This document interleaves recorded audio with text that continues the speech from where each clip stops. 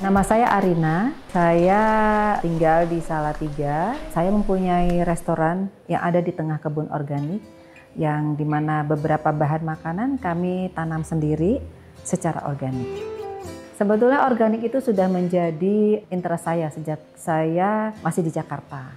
Kenapa? Karena memang saya dari dulu adalah seorang yang pencinta lingkungan. Jadi saya sangat perhatikan lingkungan dan saya lihat bahwa organik ini adalah cara bercocok tanam yang tidak merusak lingkungan. Bahkan dia membantu untuk menyuburkan tanah lagi, merevitalisasi tanah. Jadi karena itu maka saya sudah sangat tertarik dengan organik. Sebetulnya kalau waktu belajar organik itu bukan hal yang susah sebetulnya. Saat itu motivasi saya untuk bertanam organik yaitu karena saya ingin menjaga tanah di bumi ini supaya tidak tercemar itu. Walaupun mungkin saya hanya memberikan kontribusi yang sedikit, tapi saya tidak menjadi bagian dari yang merusak bumi itu. Gitu. Kemudian saat itu juga yang kedua mendapat tambahan bahwa karena suami menderita kanker dan harus menjaga makanannya, itu menjadi motivasi kedua juga buat saya untuk bertanam secara organik. Jadi untuk kesehatan tubuh. Awalnya suami, tapi kemudian saya juga semakin sadar untuk bagaimana pentingnya memberikan asupan yang sehat untuk tubuh. Nah, sejak itu saya juga sudah terbiasa dengan memakan makanan yang sehat, seperti pola yang dilakukan oleh suami. Sebetulnya kalau untuk masalah bertanam itu dimanapun bisa. Kita punya teras yang kecil, pakai polybag pun bisa sebetulnya ya. Atau dengan di pot. Terus mungkin kita nggak punya teras, kita punyanya lantai atas gitu yang terbuka, kita bisa pakai itu. Jadi dimanapun tidak perlu memerlukan lahan yang besar atau punya rumah yang luas gitu. Tinggal bagaimana kita mengisi tanahnya itu dan cara merawat tanamannya itu tanpa menggunakan pupuk kimia, tanpa menggunakan pestisida yang disemprot-semprot. Jadi dengan menggunakan pot atau polybag atau apapun sebetulnya itu sangat mudah. Kalau kami di sini mulai memisahkan sampah. Nah, sampah yang ada limbah dari baik itu dari tumbuhan atau limbah dari dapur itu menjadi pupuk untuk tanaman kita. Dicampur menjadi media tanam yang baik untuk tumbuhan. Mungkin karena kita tidak melakukan penyemprotan, kalau orang yang melakukan penyemprotan maka semua serangga mati, kalau kita enggak. Kalau kita biasanya kita datangin tanaman kita lihat kalau misalkan ada ulat misalkan tinggal dibuang gitu. Terus kalau kita ingin misalkan wah ini ada kutu putih, bagaimana cara? Nggak mungkin kita ambil satu-satu, nggak mungkin. Kita harus membuat sendiri pestisida alami. Itu bisa dilakukan dengan beberapa cara. Misalkan juga salah satunya dengan memakai bawang putih ya yang kita rendam, itu kemudian kita semprotkan. Nah itu kan ketelatenan yang lain, karena kalau biasanya orang tinggal beli ke warung, udah ada langsung dicampur air semprot, kalau ini kita membuatnya sendiri. Jadi semua menurut saya adalah tergantung bagaimana keinginan kita untuk memang benar-benar mau melakukan itu atau enggak. Yang saya rasakan ya, karena saya lahir dan besar di Jakarta gitu, saya juga bekerja sibuk di Jakarta dulu menempuh perjalanan pulang pergi kalau ke kantor bisa sampai 4 jam ya, 2 jam gitu ya. Pergi pagi pulang pagi lagi gitu ya.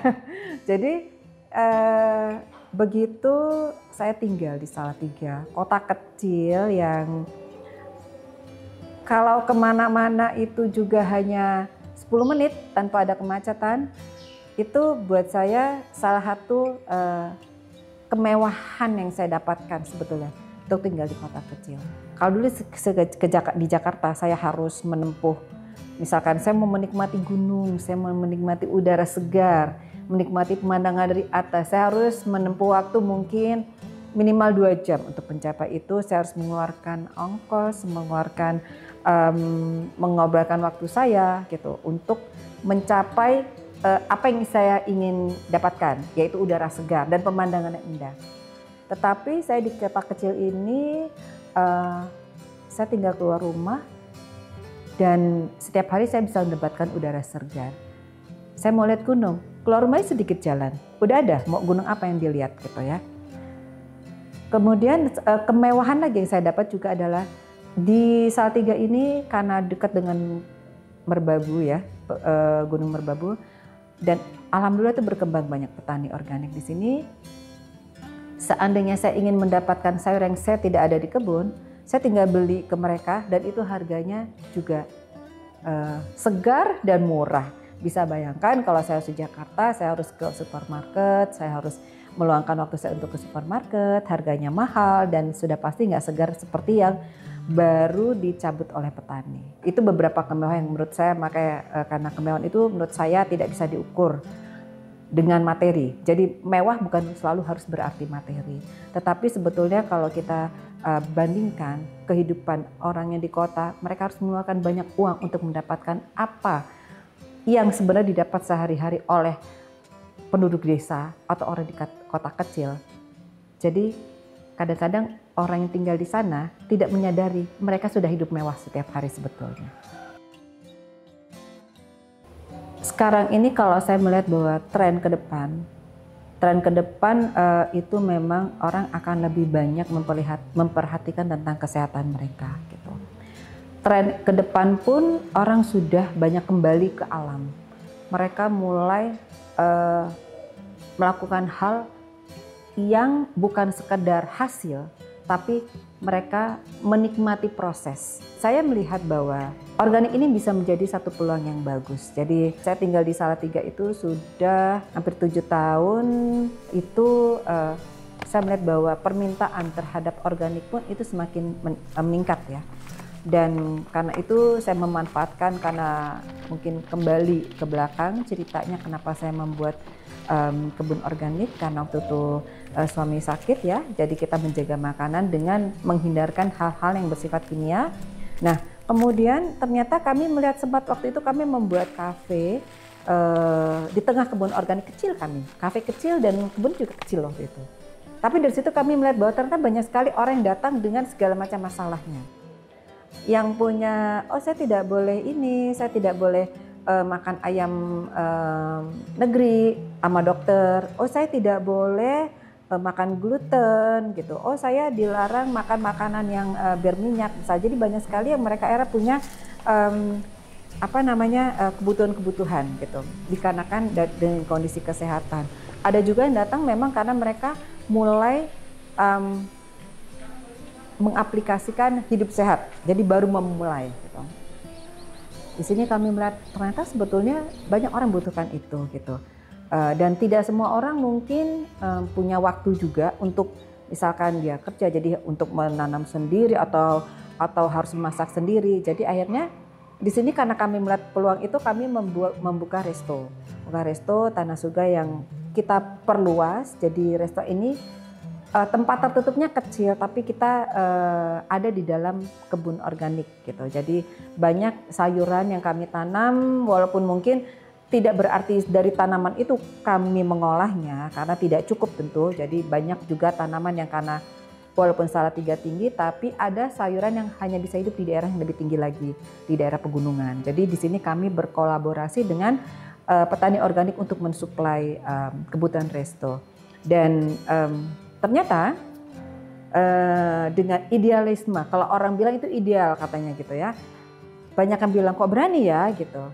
Tapi ya karena ini sudah mulai kami jadikan lifestyle kami, jadi memang kami sehari-hari juga makan di sini. Jadi kenapa nggak ada salahnya kami buka resto juga buat orang yang butuhkan, dan kami sambil mengedukasi juga, artinya secara bukan edukasi yang lebih menggurui, tapi kami bisa di sini suka bercerita dengan orang yang datang. Kenapa organik? Kenapa kami bertanam seperti ini gitu.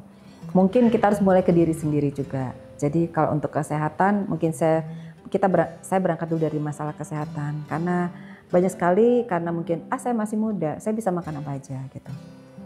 Sebetulnya penyakit itu bukan satu hal yang datang secara mendadak. Nggak mungkin dia datang mendadak. Pasti itu sudah terjadi penumpukan gitu. Jadi misalkan kalau fenomena sekarang, kalau kita lihat bahkan orang masih muda tidak punya keturunan diabetes, itu bisa diabetes. Kenapa? Itu pola hidup. Jadi perhatikan. Artinya semua itu ada.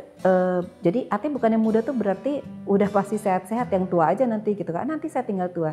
Tua itu tinggal menuai hasil sebetulnya. Gitu.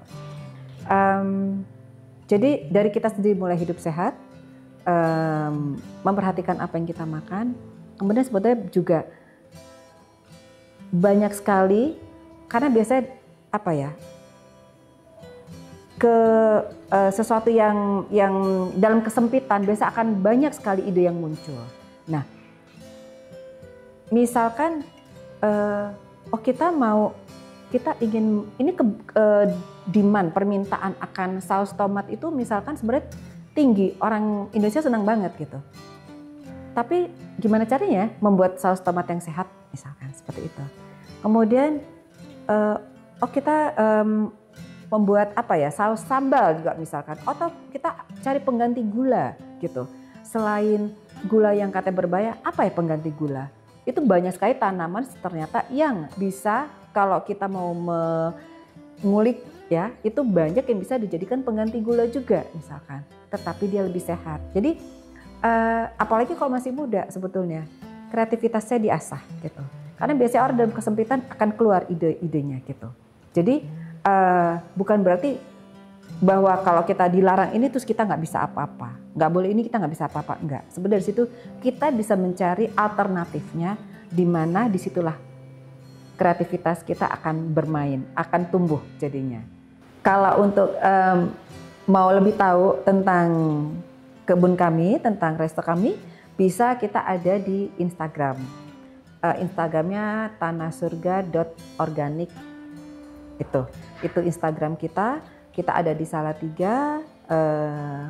Nanti bisa lihat biasa di Instagram kami itu mengupload kegiatan kami juga gitu, dan ada edukasi dan background kenapa kami membuat Tanah Surga. Terima kasih sudah menonton video ini. Jangan lupa subscribe Cap Capung karena banyak sekali informasi yang sangat bermanfaat dari Cap Capung.